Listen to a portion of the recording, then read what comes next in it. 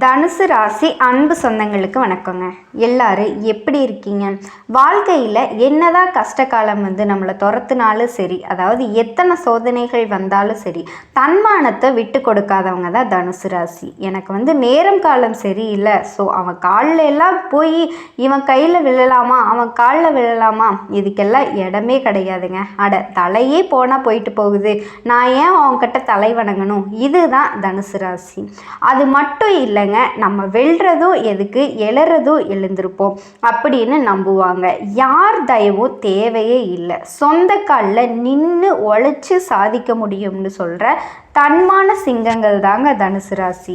அதே மாதிரி எதையுமே சமாளிக்கும் ஆற்றல் பெற்றவங்க தனுசு ராசி.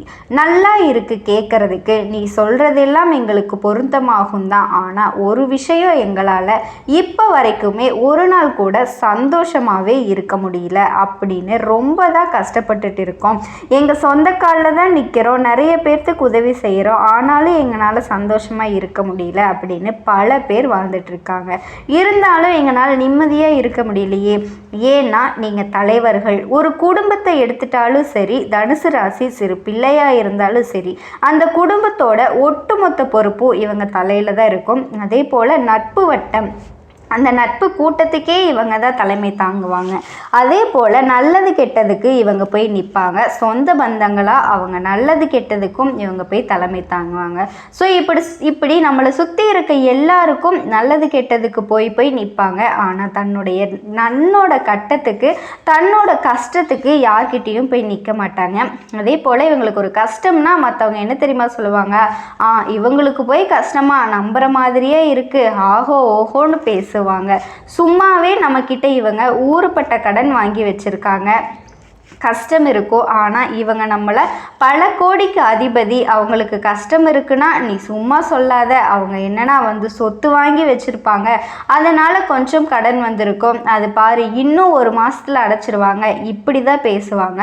ஸோ ஒரு மாதிரி வைத்தெரிச்சலோடு பேசினாலும் அது பழிக்கட்டுங்க அப்படிங்கிற மாதிரி தான் நம்மளோட செயல்பாடுமே இருக்கும். நீ வைத்தெரிச்சலில் பேசினாலும் பரவாயில்ல, உயர்த்தி பேசிக்கோ, ஆனால் மற்றவங்களுக்கு என்ன தான் பொறாமையில் அவங்க பொங்கி பேசினாலும் இறக்கி பேசாத அளவுக்கு எப்பவும் ஒரு படி முன்னாடியே நிற்கிறவங்க தான் தனுசு ராசிக்காரங்க. இப்படிப்பட்ட குணாதிசயங்களோடு வலம் வரக்கூடிய நம்ம தனுசு ராசிக்கு தலைப்பு பார்த்துருப்பீங்க, அதாவது உறவுகளால் உங்கள் வாழ்க்கையே மாறப்போகுது. தனுசு ராசிக்காரங்க எழுதி வச்சுக்கோங்க, கண்டிப்பாக இதெல்லாம் உங்களுக்கு நடந்தே தீரும். என்னன்னா உறவுன்னு சொல்கிறது தனுசு யோசிப்பாங்க, அது சரி, ஆல்ரெடி இருக்கக்கூடிய உறவுகள் எல்லாம் அப்படியே பெருசாக பார்த்துட்டாங்க நம்மளை, இதில் இந்த உறவு வரியா என்ன நடக்க போகுதோ, என்ன பண்ண வருதோ அப்படின்னு யோசிப்பீங்க. ஆனால் நான் ஒரு விஷயம் சொல்கிறேங்க, நவ கிரகங்கள்லேயே மங்களகரமான கிரகம் இவருக்கு பொறுத்த வரைக்கும் நல்லதை மட்டுமே செஞ்சு பழக்கம். அது யாருங்க? நம்ம குரு பகவான் தான். குருவோட பயிற்சி தான் உங்களுக்கு நான் ஒரு உறவுன்னு சொல்லியிருக்கேன். இந்த உறவால் தான் உங்கள் வாழ்க்கை நிலை நல்ல விதத்தில் மாறப்போகுதுன்னே சொல்லலாங்க. இத்தனை நாளாக நல்லா தான் இருந்தோம், போராட்டம் தான் அதிகமாக இருந்துச்சு, சந்தோஷம் வாழ்க்கையில் இல்லவே இல்லை, ஒரு செகண்டில் மின்னல் மாதிரி தான் போயிட்டு இருந்துச்சு, டெம்பரவரியான சந்தோஷத்தை மட்டும்தான் இதுவரைக்கும் பார்த்த தனுசு ராசி நிரந்தரமான அடுத்து ஒரு வருஷ காலத்துக்கு சந்தோஷத்திற்கு சொந்தக்காரங்களாக மாறப்போதீங்க. அது என்ன எப்படிங்கிறத நம்ம தெளிவாக பார்க்கலாங்க. அதாவது திருக்கணித பஞ்சாங்கத்தின்படி இந்த மே மாதத்துலேருந்து உங்கள் ராசிக்கு 7ஆம் இடத்துல அமரக்கூடிய குருவினால் இதுவரைக்கும் உங்கள் ராசிநாதன் எங்கே இருந்தார்? 6ஆம் இடத்துல இருந்தார், மறைஞ்சு இருந்தார். இதனால் உங்களுக்கு நீங்களே எதிராக கூட மாறி இருப்பீங்க, அந்த அளவுக்கு சூழல் இருந்துச்சு. ஆனால் குடும்பத்தில் உங்கள் பேச்சுக்கு மரியாதை கிடைக்கும். இந்த நேரத்தில் உங்களுடைய அறிவுரை எல்லாருமே ஏற்று நடந்துக்க போகிறாங்க. தடைப்பட்ட காரியங்கள் எல்லாமே இனிமேல் நல்லபடியாக நடக்க போகுது, புரியுதுங்களா? பழைய பகையை மனசில் வச்சுக்காம உறவுக்காரங்க கிட்ட அன்பாக பழகிக்கோங்க. இந்த பகையை மறந்துடுங்க, அதை விட்டுட்டு பகைக்கு யார் காரணம் அப்படின்னு ஆராய்ச்சி சுத்தமாக வேணாங்க, அதை விட்டுருங்க. அதே போல் பாலிய நண்பர்களை சந்தித்து மகிழ போகிறீங்க. இந்த 7ஆம் இடத்துக்கு குரு வர்றாரு அப்படிங்கிறது உங்களுக்கு செல்வாக்கு அதிகரிக்க போகுது. நிஜமாக நீ சொல்கிறதெல்லாம் கேட்க நல்லாதாமா இருக்குது, இந்த குரு பயிற்சி நிஜமாவே எனக்கு நல்லது பண்ணுமா, குரு அவ்வளவு வலிமை இருக்கா அவருக்கு, அந்த கரங்கள் எல்லாம் ஓரளவுக்கு எனக்கு சாதகமாக இல்லாத மாதிரி தான் எனக்கு தோணுது. ஏன்னா சுய ஜாதகத்தை காட்டி பார்க்கல, ஆனால் நீங்கள் பார்த்தாலும் பார்க்கலனாலும் சரிங்க, பொதுவாக சொல்கிறேன், குரு வந்து உங்களுக்கு நல்லது தான் பண்ண போகிறாரு. அதாவது குருனா ஃபஸ்ட்டு யாருன்னு தெரிஞ்சுக்கோங்க. அதனால் இவர் இவ்வளோ வலிமையாக இருக்காருன்னு அப்போ தான் நீங்கள் உணர்ந்துக்க முடியும்.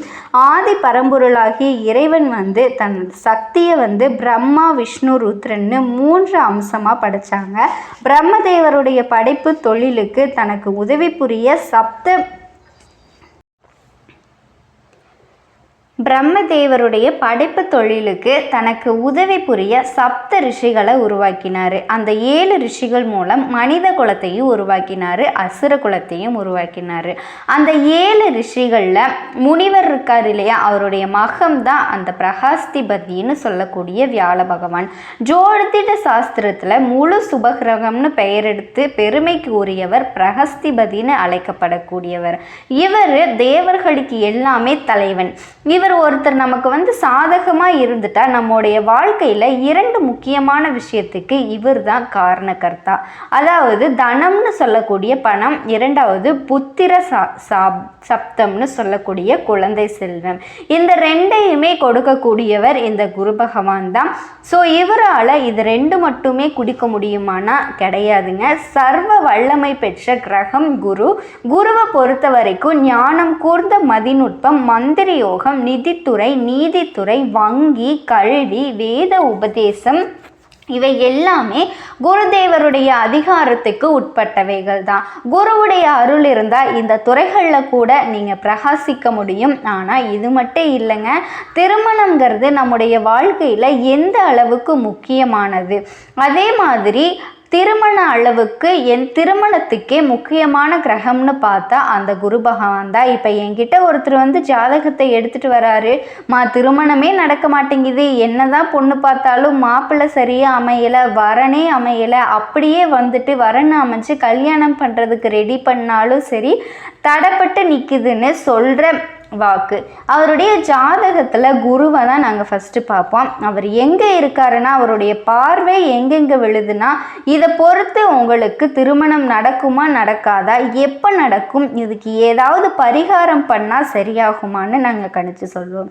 ஸோ அந்த வகையில் குரு எந்த அளவுக்கு முக்கியமானவர், இவர் வலிமை மிக்க இந்த குரு பகவான் உங்களுக்கு சாதகமாக இருக்கிறதுங்கிறது உங்களுக்கே உங்களை போல இன்னும் 10 பேர் உங்கள் கூட சேர்ந்து வேலை பார்த்தா உங்களுடைய வளர்ச்சி எப்படி இருக்குமோ அந்த அளவுக்கு ஒரு பலத்தை குரு பகவான் கொடுக்க போகிறாரு. இப்போது குருவை பொறுத்த வரைக்கும் கணவன் மனைவி கிட்ட இருந்து வந்த மனக்கசப்பில் விலக்கி வைக்கிறாரு. மனம் திறந்து பேச போகிறீங்க. அதே போல் வீடு கட்ட பேங்க்கில் வந்து லோன் அப்ளை பண்ணியிருந்தா அந்த கடன் உதவி வந்து இப்போ உங்களுக்கு கிடைக்க போகுதுங்க. சொந்த வீடு அமையும். இழந்த பதவியை மீண்டும் பெற போகிறீங்க. சொத்து பிரச்சனைகள் தீரும். அதே போல் குரு பகவானினுடைய பார்வைக்கான பலன் உங்களுக்கு எப்படி இருக்குன்னா, ராசியை வந்து குரு பார்க்கறதுனால அழகு இளமை கூடும். எதுலேயுமே துல்லியமாக திட்டமிட்டு வெற்றி பெற போகிறீங்க. அதே மாதிரி மனசில் இருக்கக்கூடிய குழப்பங்கள், சஞ்சலங்கள் எல்லாமே விலகி புது உற்சாகம் பிறக்கும். உங்களுடைய ராசிக்கு 3ஆம் இடத்தை குரு பார்க்குறாரு. இதனால் சமுதாயத்தில் அந்தஸ்துக்கும் மதிப்புக்கும் உயர்வு ஏற்பட போகுதுங்க. கௌரவ பதவிகள்லாம் உங்களை தேடி வரும். சொந்த ஊரில் மதிக்கப்படுவீங்க. ஊர் விசேஷங்களை முன்னின்று நடத்துவீங்க. புதுசாக குளம் வெட்டுறது, கிணறு அமைக்கிறது, இது போன்ற பொது காரியங்களில் ஈடுபட போகிறீங்க. கோயில் விஷயத்தில் திருவிழா இது எல்லாத்தையுமே நீங்கள் தலைமை தாங்கி நடத்த போகிறீங்க. ஏமாற்றங்கள், தாழ்வு மனப்பான்மையிலிருந்து தனுசு ராசிக்காரர்கள் முழுமையாக விடுதலை பெற போகிறீங்க. உங்களால் பயனடைஞ்சவங்க இப்போ உங்களுக்கு உதவ முன் வருவாங்க. அரசியல்வாதிகளை பொறுத்த வரைக்கும் தலைமைக்கு நெருக்கமாவீங்க. வீண் பழிகள் விலகுதுங்க. உங்கள் ராசிக்கு 11ஆம் இடமாகிய லாபஸ்தானத்தையும் குரு பார்க்கறதுனால விலை உயர்ந்த தங்க ஆபரணங்கள் வாங்க போகிறீங்க. மூத்த உடன்பிறப்புகளால் ஆதாயம் இருக்குது. வெளிநாட்டில் இருக்கிறவங்க உங்களுக்கு உதவி செய்வாங்க. ஷேர் மார்க்கெட் மூலம் பணவரவு உண்டாகுது.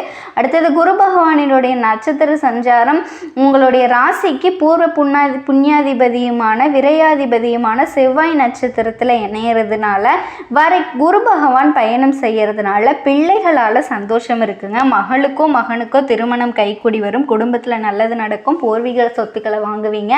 புதுசாக வீடு கட்டி கொடியேறுவீங்க. அந்த எல்லா விஷயத்துலையுமே உங்களுக்கு வெற்றி இருக்குதுங்க. குரு பகவான் பயணம் செய்கிறதுனால நிறைய உதவிகளில் கிடைக்கும். தைரியமான சில முடிவுகளை எல்லாத்தையும் தைரியமாக எடுப்பீங்க. எல்லா வகையிலும் வெற்றி இருக்குங்க. எல்லா விதத்திலையும் இருந்த எதிர்பார்ப்புகள் எல்லாமே விலகுது. வழக்குகள் சாதகமாக முடியுது. உங்களுடைய ராசிநாதன் சுகாதிபதியுமான குரு பகவான் அவருடைய நட்சத்திரத்தில் செல்லும்போது இனி வர எல்லா நாட்களுமே உங்களுக்கு அமோகமாக இருக்க போகுதுங்க. வருமானம் உயரப்போகுது. விஐபிகளோட அறிமுகம் கிடைக்கும். குடும்பத்தில் நல்லது நடக்கும். சந்தோஷம் அதிகமாகும். நிறையா கடகத்தில் நிறைய விஷயங்கள்லாம் நடக்க போகுதுங்க. நிறைய கஷ்டத்திலிருந்து விடுதலையாகி வெளியில் வர போகிறீங்க. அதே மாதிரி தாய் மற்றும் மனைவி வழியில் உடல் ஆரோக்கியத்தில் அக்கறை காட்டுங்க. தந்தை வழி உறவுக்காரன்கிட்ட மனஸ்தாபங்கள் ஏற்படுறதுக்கு வாய்ப்பு இருக்குது. ஸோ அதில் கொஞ்சம் கவனமாக இருங்க. வியாபாரத்தை பொறுத்த வரைக்கும் ஆண்களுக்கும் சரி பெண்களுக்கும் சரி இந்த நேரத்தில் புது தொழில் தொடங்கிறதுக்கான தனித்தன்மை வெளிப்படும். இனி வரக்கூடிய நாட்கள் தனுசு ராசி அன்பு சொந்தங்களுக்கு அமோகமான நாளாக அமைய போகுதுங்க.